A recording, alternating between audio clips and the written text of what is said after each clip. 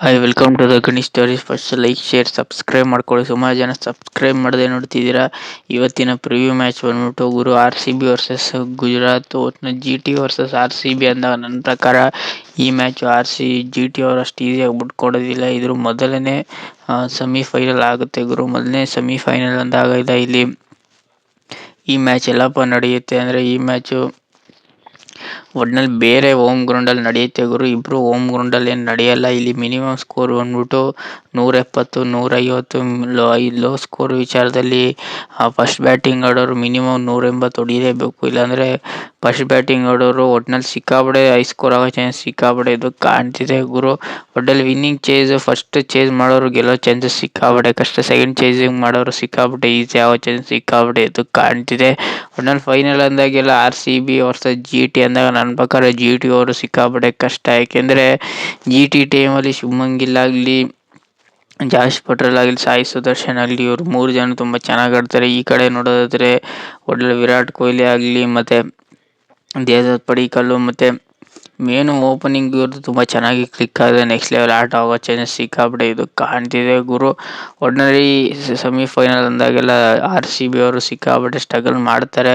ಒಟ್ಟಿನಲ್ಲಿ ಈ ಮ್ಯಾಚ್ನ ಸ್ಟ್ರಗಲ್ ಮಾಡ್ತಾರೆ ಅಂದರೆ ಹೌದು, ಸ್ಟ್ರಗಲ್ ಮಾಡೋ ಚಾನ್ಸಸ್ ಇದ್ದು ಕಾಣ್ತಿದೆ. ನನಗೇನೋ ಒಟ್ಟಿನಲ್ಲಿ RCBನೂ ಬಿಟ್ಕೊಡೋದಿಲ್ಲ, GTನೂ ಬಿಟ್ಕೊಡೋದಿಲ್ಲ ಅಂತ ನನಗೇನೋ ಅನಿಸ್ತಿದೆ ಗುರು. ಒಟ್ಟಿನಲ್ಲಿ RCB ಟೀಮಲ್ಲಿ ಯಾರ್ಯಾರಪ್ಪ ಇರ್ತಾರೆ ಅಂದರೆ ವಿರಾಟ್ ಕೊಹ್ಲಿ ಇರ್ತಾರೆ ಮತ್ತು ಫಿಲಿಪ್ಸ್ ಈ ಮ್ಯಾಚಲ್ಲಿ ಆಡಿಸೋ ಚಾನ್ಸಸ್ ಸಿಕ್ಕಾಪಟ್ಟೆ ಇದು ಕಾಣ್ತಿದೆ ಗುರು. ಒಟ್ನಲ್ಲಿ ಸಾಲ್ಟ್ ಆಗಲಿ, ದೇವದತ್ ಪಡಿಕ್ಕಲ್ ಆಗಲಿ, ರಜತ್ ಪಡಿಕ್ಕಲ್ ಆಗಲಿ, ಟೆಂಡೂಲ್ಕರ್ ಆಗಲಿ, ಜರ್ಮೋತ್ ಶರ್ಮಾದಾಗಲಿ ಮತ್ತು ಮೇಯ್ನು ಇಲ್ಲಿ ಹೇಜಲ್ವುಡ್, ಕೃಣಾಲ್ ಪಾಂಡ್ಯ, ಭುವನೇಶ್ವರ್ ಕುಮಾರ್ ಇವ್ರು 3 ಜನ ಬೌಲಿಂಗಲ್ಲಿ ಕ್ಲಿಕ್ ಆದರೆ ಒಂಚೂರು ಚೆನ್ನಾಗಿ ಕಾಣುತ್ತೆ. ಒಟ್ನಲ್ಲಿ RCB ಬ್ಯಾಟಿಂಗ್ ವಿಚಾರದಲ್ಲಿ ವಿರಾಟ್ ಕೊಹ್ಲಿ ಆಗಲಿ, ದೇವದತ್ ಪಡಿಕ್ಕಲ್ ಆಗಲಿ, ರಜತ್ ಪಡಿಕ್ಕಲ್ ಆಗಲಿ ಇವ್ರು 3 ಜನದಲ್ಲಿ ಒಬ್ಬರು ಕ್ಲಿಕ್ ಆದರೂ RCB ನೆಕ್ಸ್ಟ್ ಲೆವೆಲ್ ಅಂತ ಇದ್ದು ಕಾಣ್ತಾರೆ. ಬ್ಯಾಟಿಂಗ್ ವಿಚಾರದಲ್ಲಂತೂ RCB ಸಿಕ್ಕಾಪಟ್ಟೆ ಸ್ಟ್ರಗಲ್ ಪಡಲ್ಲ, ಬೌಲಿಂಗ್ ವಿಚಾರದಲ್ಲಿ ಸಿಕ್ಕಾಪಟ್ಟೆ ಸ್ಟ್ರಗಲ್ ಪಡ್ತಾರೆ ಅಂತ ನನಗೇನೋ ಕಾಣಿಸ್ತಿದೆ ಗುರು. ಒಟ್ಟಲ್ಲಿ RCB GT ಹೋಲಿಸ್ಕೊಂಡ್ರೆ ಒಟ್ನಲ್ಲಿ RCB ಬ್ಯಾಟಿಂಗ್ ವಿಚಾರದಲ್ಲಿ ತುಂಬ ಚೆನ್ನಾಗಿ ಆಡ್ತಾರೆ. ಮೇಯ್ನು ವಿರಾಟ್ ಕೊಹ್ಲಿ ಈ ಪಿಚ್ಚಲ್ಲಿ ತುಂಬ ಚೆನ್ನಾಗಿ ಸ್ಕೋರ್ನ ಮಾಡೋರೆ. ಒಟ್ಟಿನಲ್ಲಿ ಮಿನಿಮಮ್ 50 ರನ್ ಹೊಡೆದವ್ರೆ. ಒಟ್ಟಿನಲ್ಲಿ ದೇವದತ್ ಪಡಿಕ್ಕಲ್ ಅಷ್ಟೇ ಒಂದು ಮ್ಯಾಚ್ನ ಈ ಮ್ಯಾಚಲ್ಲಿ ಗೇಮ್ ಚೇಂಜರ್ ಆದರೆ ಈ ಮ್ಯಾಚ್ ಸಿಕ್ಕಾಪಟ್ಟೆ RCB ಇಂಪಾರ್ಟೆಂಟ್ ಗುರು. ಒಟ್ಟಿನಲ್ಲಿ ರಜತ್ ಪಡಿಕ್ಕಲ್ ಕ್ಯಾಪ್ಟನ್ಸಿ ವಿಚಾರದಲ್ಲಿ ತುಂಬ ಚೆನ್ನಾಗಿ ಆಡ್ತಿದ್ದಾರೆ.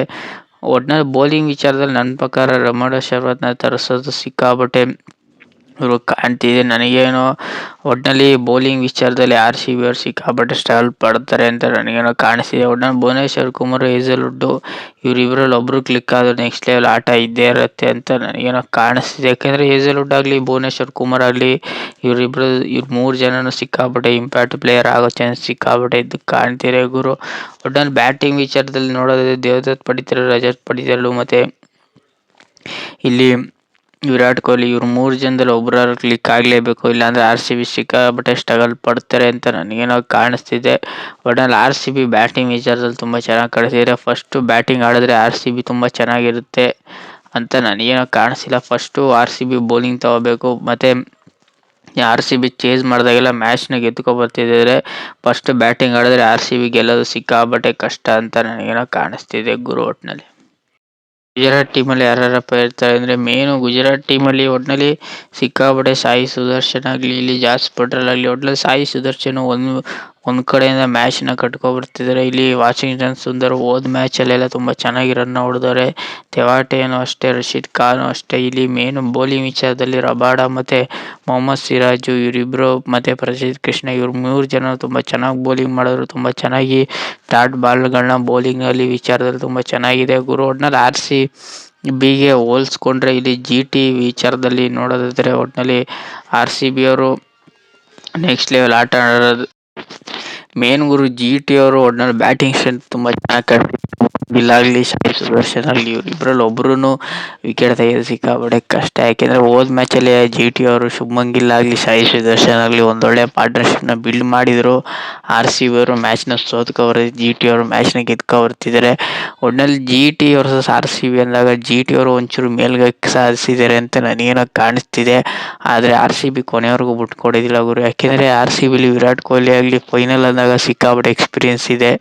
ಫೈನಲ್ ಅಂದಾಗೆಲ್ಲ GT ಅವರು ಒಂದು ಸತಿ ಕಪ್ನ ಗೆದ್ದವ್ರೆ, ಆದರೆ RCB ಅವರು ಒಂದು ಸತಿ ಕಪ್ನ ಗೆದ್ದವ್ರೆ. ಸಿಕ್ಕಾಪಟ್ಟೆ RCB ಅವರು ಫೈನಲ್ನ ಸಿಕ್ಕಾಪಟ್ಟೆ ಆಡೋರೆ ಗುರು. ಆದರೆ ಜಿ ಟಿ ಅವರು ಒಂದ್ಸತಿ ಫೈನಲ್ಗೆ ಬಂದು ಒಂದ್ಸತಿ ಕಪ್ ಗೆದ್ದವ್ರೆ. ಆದರೆ ಎರಡನೇ ಸತಿ ಫೈನಲ್ಗೆ ಬಂದಾಗ ಜಿ ಟಿ ಅವರು ಸಿಕ್ಕಾಪಟ್ಟೆ ಮ್ಯಾಚ್ನ ಒಂದು ಸೈಡ್ ಮಾಡ್ಕೊಂಡು, ಹೋದ ಸತಿ C S K 2023 G T ಮೇಲೆ ಇತ್ತು. C S K versus G T ಅಂದಾಗ ಸಿ ಎಸ್ ಕೆ ಅವರು ಮ್ಯಾಚ್ನ ಗೆದ್ದರು. ಆಗ ಬುಡಕ್ಕೆ ಅಂತ ತೊಗೊಂಡೋಗಿರಲಿಲ್ಲ. ಜಿ ಟಿ ಅವರು ಸಿಕ್ಕಾಪಟ್ಟೆ ಸ್ಟ್ರಗಲ್ ಪಡ್ತಾರೆ. ಯಾಕೆಂದರೆ ಫೈನಲ್ ಅಂದಾಗೆಲ್ಲ ಜಿ ಟಿ ಅವರು ಸಾಯಿ ಸುದರ್ಶನ್ ಆಗಲಿ ಒಂದೊಂದು ಸತಿ ಮ್ಯಾಚ್ನ ಆಡ್ತಾರೆ, ಒಂದೊಂದು ಸತಿ ಮ್ಯಾಚ್ನ ಅಂತ ಹೇಳ್ಕೊಳ್ಳೋ ಮ್ಯಾಚ್ ಆಡ್ತೀರಾ.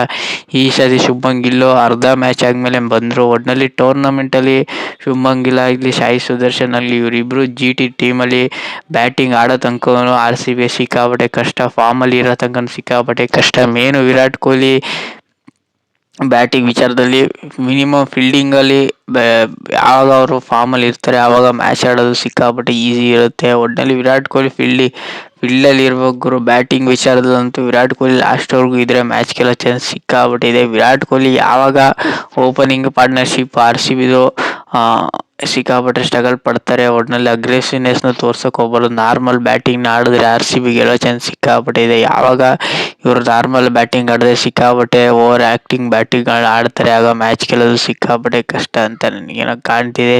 ಜಿ ಟಿ ಕಡೆ ನೋಡೋದಿದ್ರೆ ಒಟ್ಟಿನಲ್ಲಿ ಶುಭ್ಮನ್ ಗಿಲ್ ಆಗಲಿ, ಸಾಯಿ ಸುದರ್ಶನ್ ಆಗಲಿ, ಜಾಸ್ ಬಟ್ಲರ್ ಆಗಲಿ, ರಬಾಡ ಆಗಲಿ, ಪ್ರಸಿದ್ಧ್ ಕೃಷ್ಣ ಆಗಲಿ, ಮತ್ತು ಮೊಹಮ್ಮದ್ ಸಿರಾಜ್ ಆಗಲಿ, ತೆವಾಟಿ ಆಗಲಿ, ಮತ್ತು ಮೇನು ಒಟ್ಟಿನಲ್ಲಿ ಜಿ ಟಿಗೆ ಹೋಲಿಸ್ಕೊಂಡ್ರೆ ಆರ್ ಸಿ ಬಿ ಅವರು ಬ್ಯಾಟಿಂಗ್ ವಿಚಾರದಲ್ಲಿ ತುಂಬ ಚೆನ್ನಾಗಿ ಬ್ಯಾಟಿಂಗ್ ಆಡ್ತಾರೆ. ಜಿ ಟಿ ಅವರು ಬ್ಯಾಟಿಂಗ್ ವಿಚಾರದಲ್ಲಿ ತುಂಬ ಚೆನ್ನಾಗಿ ಆಡ್ತಾರೆ. ಯಾಕೆಂದರೆ ಜಿ ಟಿ ಅವರು ಹೆಂಗಾರು ಮಾಡಿ 200 ರನ್ನ ತಳ್ಕೊಂಡು ಹೊಡೆದ್ಬಿಡ್ತಾರೆ. ಆರ್ ಸಿ ಬಿ ಅವರು ಅಷ್ಟೇ ಮಿನಿಮಮ್ 200 ರನ್ನ ತಳ್ಕೊಂಡು ಹೊಡೆದ್ಬಿಡ್ತಾರೆ ಅವರು. ಯಾರು ಮಿನಿಮಮ್ 230, 225 ಯಾರು ಸ್ಕೋರ್ನ ಸಿಕ್ಕಾಪಟ್ಟೆ ಬಿಕ್ಕಲೇನೋ ಹಾಕ್ತಾರೆ, ಆಗ ಮ್ಯಾಚ್ ಗೆಲ್ಲೋ ಚಾನ್ಸಸ್ ಸಿಕ್ಕಾಪಟ್ಟೆ ಇದ್ದೇ ಇರುತ್ತೆ. ಯಾಕೆಂದರೆ ಆರ್ ಸಿ ಬಿ ಅವರು ಸಿಕ್ಕಾಪಟ್ಟೆ ಸ್ಕೋರ್ನ ಕಲೆ ಹಾಕ್ತಾರೆ, ಮ್ಯಾಚ್ ಗೆಲ್ಲೋ ಚಾನ್ಸಸ್ ಸಿಕ್ಕಾಪಟ್ಟೆ ಇದ್ದೇ ಇರುತ್ತೆ. ಫಸ್ಟು ಯಾರು ಬ್ಯಾಟಿಂಗ್ ಆಡ್ತಾರೆ ಅವರು ಸಿಕ್ಕಾಪಟ್ಟೆ ಮ್ಯಾಚ್ ಗೆಲ್ಲೋದು ಸಿಕ್ಕಾಪಟ್ಟೆ ಕಷ್ಟ ಅಂತ ನನಗೆ ಕಾಣಿಸ್ತಿದ್ದಾರೆ. ಜಿ ಟಿ ಫಸ್ಟ್ ಬ್ಯಾಟಿಂಗ್ ಆಡಿದ್ರೆ ಮ್ಯಾಚ್ ಗೆಲ್ಲೋ ಚಾನ್ಸಸ್ ಸಿಕ್ಕಾಪಟ್ಟೆ ಎದ್ದು ಕಾಣ್ತಾರೆ ಗುರು. ಆದರೆ R C B first batting ಆಡಿದ್ರೆ ಅವರಿಗೆ ಸ್ಕೋರ್ ಎಷ್ಟು ಕಲೆ ಹಾಕ್ಬೇಕನ್ನೋದೇ ಒಂದು ಟೋಟಲ್ ಇರೋದಿಲ್ಲ. ಅದರಿಂದನೇ ಮ್ಯಾಚ್ ಸೋಲೋ ಚಾನ್ಸಸ್ ಸಿಕ್ಕಾಪಟ್ಟೆ ಕಾಣ್ತಾರೆ ಅಂತ ನನಗೆ ಕಾಣಿಸ್ತಿದೆ ಗುರು. ಆರ್ ಸಿ ಬಿಗೆ ಎಕ್ಸ್ಪೀರಿಯನ್ಸ್ ಕೊರತೆ ಇಲ್ಲ, ಆದರೆ ಈ ಕಡೆ ಜಿ ಟಿ ಕಡೆ ಒಂಚೂರು ಎಕ್ಸ್ಪೀರಿಯನ್ಸ್ ಕೊರತೆ ನನಗೇನೋ ಕಾಣ್ತಿದೆ ಅಂತ.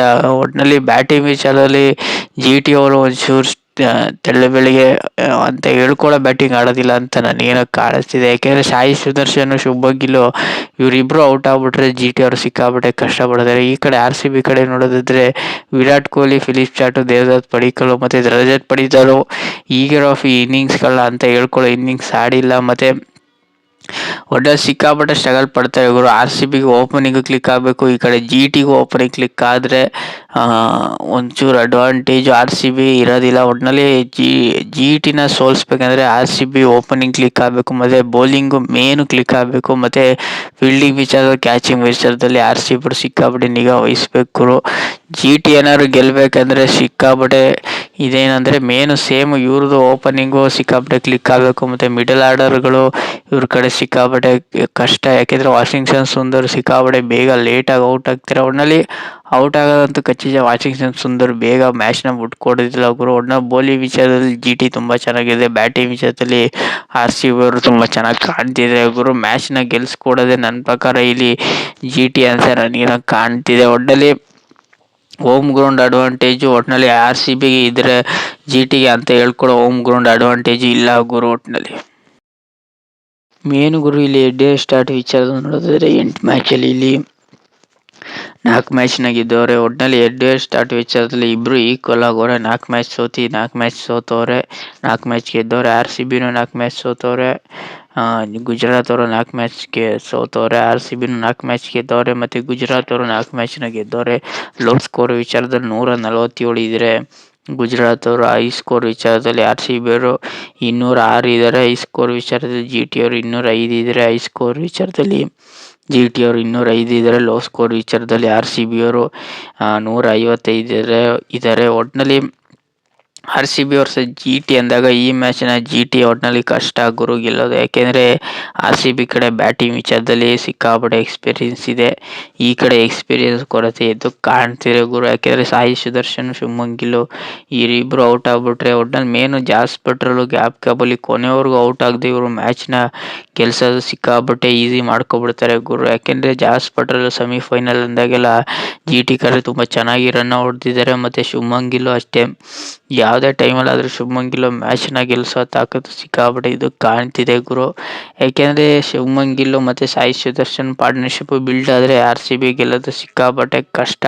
ಈ ಕಡೆ RCB ಇಲ್ಲಿ ವಿರಾಟ್ ಕೊಹ್ಲಿ, ಫಿಲಿಪ್ ಸಾರ್ಟ್ ಮತ್ತು ದೇವದತ್ ಪಡಿಕ್ಕಲ್ ಇವ್ರು 3 ಜನದಲ್ಲಿ ಒಬ್ಬರು ಮ್ಯಾಚಲ್ಲಿ ಕೊನೆವರೆಗೂ ಇದ್ದರೆ ಮ್ಯಾಚ್ ಗೆಲ್ಲೋ ಚಾನ್ಸಸ್ ಸಿಕ್ಕಾಪಟ್ಟೆ ಇದ್ದೇ ಇರುತ್ತೆ ಗುರು. ಒಟ್ಟಿನಲ್ಲಿ RCBನ GT ಅವರು ಡಾಮಿನೇಟ್ ಮಾಡೋದು ಅಷ್ಟು ಸುಲಭ ಅಲ್ಲ, ಆದರೂ ಡಾಮಿನೇಟ್ ಮಾಡ್ತಾರೆ ಅಂತ ನನಗೇನೋ ಕಾಣಿಸ್ತಿದೆ. ಆದರೆ RCB GTನ ಸುಲಭವಾಗಿ ಡಾಮಿನೇಟ್ ಮಾಡ್ತಾರೆ ಬ್ಯಾಟಿಂಗ್ ವಿಚಾರದಲ್ಲಿ. ಆದರೆ ಬೌಲಿಂಗ್ ವಿಚಾರದಲ್ಲಿ GT ಅವರು RCBನ ಆರಾಮಾಗಿ ಬೌಲಿಂಗ್ ಡಾಮಿನೇಟ್ ಮಾಡ್ತಾರೆ ಅಂತ ನನಗೇನೋ ಕಾಣಿಸ್ತಿದೆ.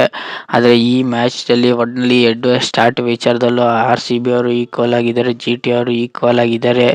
ಒಟ್ಟಿನಲ್ಲಿ ಈ ಮ್ಯಾಚ್ನ ಸಿಕ್ಕಾಪಟ್ಟೆ ಟೆನ್ಷನ್ ಮ್ಯಾಚ್ ಆಗೋ ಚಾನ್ಸ್ ಸಿಕ್ಕಾಪಟ್ಟೆ ಇದು ಕಾಣ್ತಿದೆ ಗುರು. ಒಟ್ಟಿನಲ್ಲಿ RCB ಅವರು ಫಸ್ಟು ಚೇಸ್ ಮಾಡಿದಾಗ ಮ್ಯಾಚ್ನ ಗೆಲ್ತಾರೆ ಗುರು. ಸೆಕೆಂಡ್ ಬ್ಯಾಟಿಂಗ್ ಆಡಿದ್ರೆ ಒಟ್ಟಿನಲ್ಲಿ RCB ಅವರಿಗೆ ಸಿಕ್ಕಾಪಟ್ಟೆ ಅಡ್ವಾಂಟೇಜ್ ಇರುತ್ತೆ.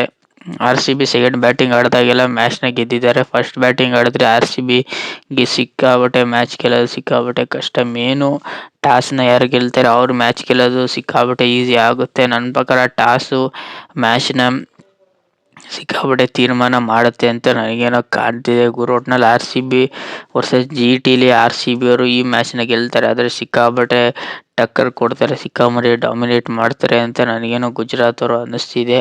ಒಟ್ನಲ್ಲಿ GT ವರ್ಸಸ್ RCBಲಿ RCB ಅವರು ಈ ಮ್ಯಾಚ್ನ ಗೆಲ್ತಾರೆ ಗುರು. ಕೊನೆವರೆಗೂ GT ಅವರು ಡಾಮಿನೇಟ್ ಮಾಡ್ತಾರೆ, ಆದರೆ ಒಂದು ಸೈಡ್ ಮಾಡೋಕ್ಕೆ RCB ಅವರು ನೋಡ್ತಿದ್ದಾರೆ. ಆದರೆ ಆ GT ಬೌಲಿಂಗು ಸಿಕ್ಕಾಪಟ್ಟೆ ಟಫ್ ಆಗಿದೆ ಮತ್ತು RCB ಬ್ಯಾಟಿಂಗು ಸಿಕ್ಕಾಪಟ್ಟೆ ಟಫ್ ಆಗಿದೆ ಗುರು. ಒಟ್ಟಿನಲ್ಲಿ RCB ಈ ಮ್ಯಾಚ್ನ ಗೆದ್ದರೆ ಡೈರೆಕ್ಟ್ ಫೈನಲ್ಗೆ ಹೋಗ್ಬಿಡ್ತಾರೆ ಮತ್ತು GT ಅವರು ಈ ಮ್ಯಾಚ್ನ ಗೆದ್ದರೆ ಡೈರೆಕ್ಟ್ ಫೈನಲ್ಗೆ ಹೋಗ್ಬಿಡ್ತಾರೆ. ಇವರಿಬ್ಬರಲ್ಲಿ ಯಾರು ಗೆಲ್ತಾರೆ ಅವರು ಫೈನಲ್ಗೆ ಹೋಗ್ತಾರೆ ಗುರು. ಸೋತವರು ಇನ್ನೊಂದು ಮ್ಯಾಚ್ ಆಡ್ತಾರೆ ಗುಜರಾತ್ ವರ್ಸಸ್ RRಲ್ಲಿ. ಆ ಮ್ಯಾಚಲ್ಲಿ ಯಾರ್ಯಾರು ಗೆಲ್ತಾರೆ ಆ ಮ್ಯಾಚ್ನ RR ಗೆದ್ದರೆ ಇವ್ರಿಗೆ ಎರಡನೇ ಮ್ಯಾಚ್ನಾಗೆ ಮಾಡ್ತಾರೆ. ಒಟ್ಟಿನಲ್ಲಿ ಇಬ್ಬರಲ್ಲಿ ಯಾರು ಸೋತರೂ ಒಂದು ಚಾನ್ಸ್ ಅಂತೂ ಇದ್ದೇ ಇರುತ್ತೆ. ಒಟ್ಟಿನಲ್ಲಿ ಫೈನಲ್ಗೆ RCB ಬರೋ ಚಾನ್ಸಸ್ಸು ಸಿಕ್ಕಾಪಟ್ಟೆ ಇದೆ, ಆದರೆ ಈ ಮ್ಯಾಚ್ ಸಿಕ್ಕಾಪಟ್ಟೆ ಕಷ್ಟ ಇರುತ್ತೆ ಅಂತ ನನಗೇನೋ ಕಾಣ್ತಿದೆ ಗುರು. ಒಟ್ಟಿನಲ್ಲಿ RCB ಈ ಮ್ಯಾಚ್ನ ಗೆಲ್ಲಬೇಕು ಗುರು. ಒಟ್ಟಿನಲ್ಲಿ ಏನು ಲಾಸ್ಟು ಟೇಬಲ್ ಪಾಯಿಂಟ್ಸ್ ನೋಡಿದ್ರೆ RCB ಟೇಬಲ್ ಟಾಪಲ್ಲವರೆ, GT ಅವರು 2ನೇ ಸ್ಥಾನದಲ್ಲವರೆ, SRH ಅವರು 3ನೇ ಸ್ಥಾನ, RR ಅವರು 4ನೇ ಸ್ಥಾನದಲ್ಲವರೆ. ಒಟ್ಟಿನಲ್ಲಿ first match RCB versus Gujarat ಇರುತ್ತೆ, ಸೆಕೆಂಡ್ನೇ ಮ್ಯಾಚು SRH ವರ್ಸಸ್ RR ಇರುತ್ತೆ, ಎರಡನೇ ಮ್ಯಾಚು. ಒಟ್ಟಿನಲ್ಲಿ ಎಲಿಮಿನೇಟರ್ ಮ್ಯಾಚಲ್ಲಿ ಯಾರು ಸೋಲ್ತಾರೆ ಅವರು ಡೈರೆಕ್ಟ್ ಮನೆಗೆ ಹೋಗ್ತಾರೆ. ಈಗ ಎರಡನೇ ಚಾನ್ಸ್ನ ಯಾರು ತಗೋತಾರೆ ಅವರು ಮ್ಯಾಚ್ ಸಿಕ್ಕಾಪಟ್ಟೆ ಕಷ್ಟ ಇರುತ್ತೆ ಅಂತ ನನಗೇನೋ ಕಾಣಿಸ್ತಿದೆ ಗುರು. ಒಟ್ಟಿನಲ್ಲಿ GT ವರ್ಸಸ್ RCBಲಿ RCB ಅವರು ಈ ಮ್ಯಾಚ್ನ ಗೆಲ್ತಾರೆ ಅಂತ ನನಗೇನೋ ಕಾಣಿಸ್ತಿದೆ ಗುರು. ಒಟ್ಟಿನಲ್ಲಿ ಒಟ್ಟಿನಲ್ಲಿ ಈಗಿರೋ ಮ್ಯಾಚ್ಗಳಲ್ಲಿ ಒಟ್ಟಿನಲ್ಲಿ RCB ಮ್ಯಾಚ್ನ ಸೋತ್ಕೊಬರ್ತಿದೆ, GT ಅವರು ಮ್ಯಾಚ್ನ ಗೆದ್ಕೊಬರ್ತಿದ್ದಾರೆ, SRH ಅವರು ಮ್ಯಾಚ್ನ ಗೆದ್ಕೊಬರ್ತಿದ್ದಾರೆ, RR ಅವರು ಮ್ಯಾಚ್ನ ಗೆದ್ಕೊಬರ್ತಿದ್ದಾರೆ. ಒಟ್ಟಿನಲ್ಲಿ ಈ ಮ್ಯಾಚ್ಗಳು ಸಿಕ್ಕಾಪಟ್ಟೆ ಟೆನ್ಷನ್ ಆಗೋ ಚಾನ್ಸ್ ಸಿಕ್ಕಾಪಟ್ಟೆ ಇದೆ. ಆದರೆ SRH ವರ್ಸಸ್ RR SRH ಅವರು ಒಂದು ಸೈಡ್ ಮಾಡೋದು ಸಿಕ್ಕಾಪಟ್ಟೆ ಈಸಿ ಅಂತೂ ಇರೋದಿಲ್ಲ. ಯಾಕೆಂದರೆ RR ಅವ್ರದ್ದು ಮೇನ್ ಓಪನಿಂಗ್ಗಳಲ್ಲಿ ಆಗಲಿ, ಸಾಯಿ ಸುದರ್ಶನ್ ಆಗಲಿ ಮತ್ತು ಸಿಕ್ಕಾಪಟ್ಟೆ ಅನ್ನೋದಕ್ಕಿಂತ ಇಲ್ಲಿ ನೆಕ್ಸ್ಟ್ ಲೆವೆಲ್ ಆಡೋದೇ RCB ಅಂತ ನನಗೇನೋ ಕಾಣ್ತಿದೆ. GT ಅವರು ಕೊನೆವರೆಗೂ ಬಿಟ್ಟು ಕೊಡೋದಿಲ್ಲ ಗುರು, RCB ಅವರು ಕೊನೆವರೆಗೂ ಬಿಟ್ಟು ಕೊಡೋದಿಲ್ಲ. ಯಾರು ಮಿನಿಮಮ್ಮು 250 260 ಹೊಡಿತಾರೆ ಅವ್ರು ಮ್ಯಾಚ್ ಗೆಲ್ಲೋ ಚಾನ್ಸಸ್ ಸಿಕ್ಕಾಪಟ್ಟೆ ಇದ್ದೇ ಇರುತ್ತೆ ಗುರು. ಆದರೆ RCB ಮ್ಯಾಚ್ನ ಗೆಲ್ಲಬೇಕು ಗುರು. ನಿಮ್ಗೇನಾರ ಈ ವಿಡಿಯೋ ಇಷ್ಟ ಆಗಿದ್ರೆ ಲೈಕ್, ಶೇರ್, ಸಬ್ಸ್ಕ್ರೈಬ್ ಮಾಡ್ಕೊಳ್ಳಿ. ಸುಮಾರು ಜನ ಸಬ್ಸ್ಕ್ರೈಬ್ ಮಾಡೋದು, ಒಂದು ಲೈಕು ಮಾಡಲ್ಲ. ಬೇಗ 400 ಸಬ್ಸ್ಕ್ರೈಬ್ ಕಂಪ್ಲೀಟ್ ಮಾಡಿ ಗುರು. IPL ಮ್ಯಾಚ್ ಮುಗಿಯೋಕ್ಕೆ ಬರೀ 4 ಮ್ಯಾಚ್ ಇದೆ. ಈಗ 1ನೇ ಮ್ಯಾಚ್ ಸ್ಟಾರ್ಟ್ ಆಗ್ತಿದೆ, ಇನ್ನೂ 2 ಮ್ಯಾಚ್ ಇದೆ ಗುರು ಅಷ್ಟೇ. ಒಟ್ಟಿನಲ್ಲಿ ಸುಮಾರು ಜನ ಒಂದು ಲೈಕು ಮಾಡಲ್ಲ, ಬೇಗ ಸಬ್ಸ್ಕ್ರೈಬ್ ಮಾಡ್ಕೊಳ್ಳಿ ಗುರು. ಸಿಗುವ ಮುಂದಿನ ವಿಡಿಯೋದಲ್ಲಿ RCB ವರ್ಸಸ್ GTಲಿ RCB ಅವರು ಈ ಮ್ಯಾಚ್ನ ಗೆಲ್ತಾರೆ ಗುರು. ಒಟ್ಟಿನಲ್ಲಿ